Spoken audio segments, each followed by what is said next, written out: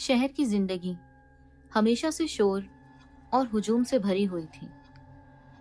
लोग अपने रोजमर्रा की दौड़ धूप में इस कदर मसरूफ थे कि किसी को दूसरे की खबर ही ना होती। मगर इन सब शोर-ओ-गुल के बीच एक ऐसी गली मौजूद थी जिसका नाम सुनकर ही लोग कांप जाते थे। ये गली बज़ाहिर एक आम सी जगह थी, मगर हर ईंट, हर दीवार और हर खिड़की अपने अंदर ऐसा खौफ छुपाए बैठी थी जो आम इंसान की समझ से बाहर था, और लोग इसे गंदी गली कहते थे। ये गली पुरानी बस्ती में वाक़ई थी। इसकी दीवारें नमी से भरी, ईंटें उखड़ी हुई और ऊपर बिजली के तार जाल की तरह लटके रहते। नालियां हमेशा गंदे पानी से भरी रहती और कचरे के ढेर हर कोने पर जमा थे। मगर असल खौफ उन बदबूदार ढेरों या अंधेरों का ना था, बल्कि उस गली के पीछे छुपा माजी था। सालों पहले यहाँ एक औरत रहती थी जिसका नाम जुबैदा था। वो अकेली थी और लोगों से कम ही बात करती।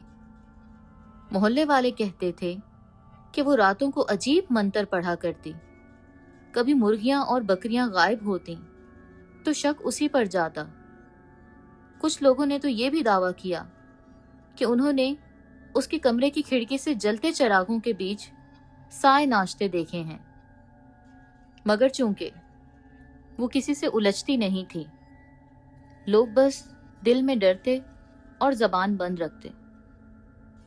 फिर एक रात वो वाकया हुआ जिसने उस गली को हमेशा के लिए मनहूस बना दिया।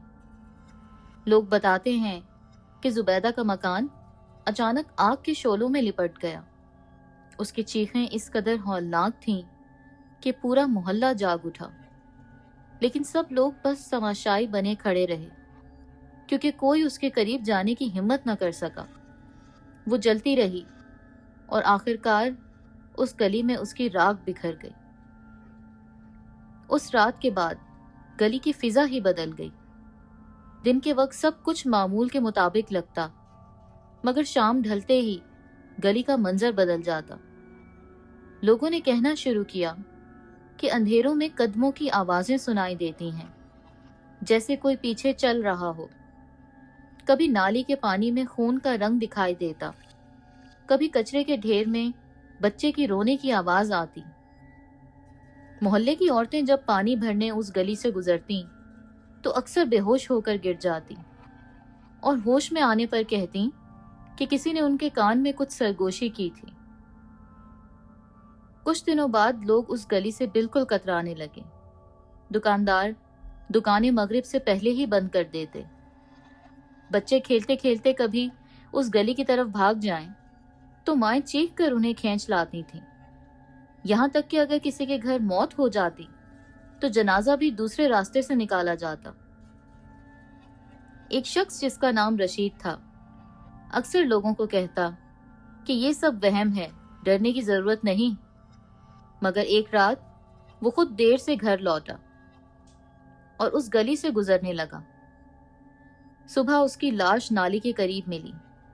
उसका चेहरा जला हुआ था और जबान हलक से बाहर निकली हुई थी, जैसे किसी ने उसे जलते हुए पानी में डबो दिया हो। उस दिन के बाद पूरे मोहल्ले में दहशत दुगनी हो गई। मोहल्ले के कुछ लड़के जो अपने आप को बहादुर समझते थे, फैसला करते हैं कि उस गली के भूत को चैलेंज करेंगे। उनके हाथों में मोबाइल और टॉर्च थी। हंसते खेलते वो गली में दाखिल हुए। शुरू में सब मामूली लगा, मगर जैसे ही वो जुबैदा के जले हुए मकान के सामने पहुंचे, एक अजीब सर्दी उन पर छा गई। अचानक उनकी टॉर्च बुझ गई और गली में एक हेवला उभरा।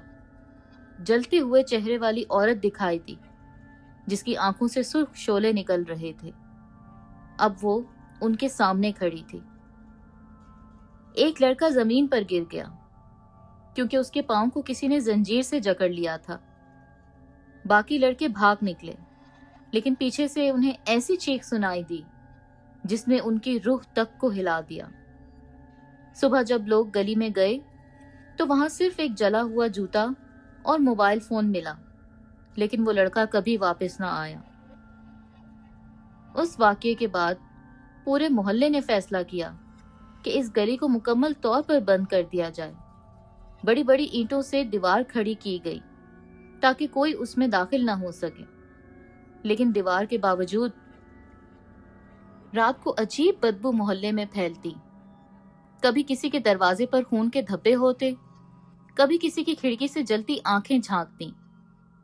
लोगों ने उल्मा को बुलाया, तावीज गंडे करवाए, लेकिन सब बेसूद रहा। कुछ ने कहा कि जुबैदा का साया अब इस गली तक महदूद नहीं रहा, बल्कि आहिस्ता आहिस्ता पूरे इलाके में फैल रहा है।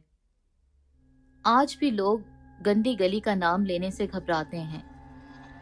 बच्चे बड़े सब जानते हैं कि वो गली सिर्फ ईंटों से बंद है, लेकिन उसके अंदर की ताकतें अब भी सांस लेती हैं, और रात के सन्नाटे में कभी कभी कोई सरगोशी उभरती है।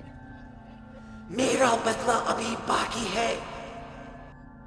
ये वो लम्हा है जहां कहानी खत्म नहीं होती, बल्कि आगाज लेती है, क्योंकि गंदी गली का साया कभी खत्म नहीं होता, वो सिर्फ अपना अगला शिकार ढूंढता है।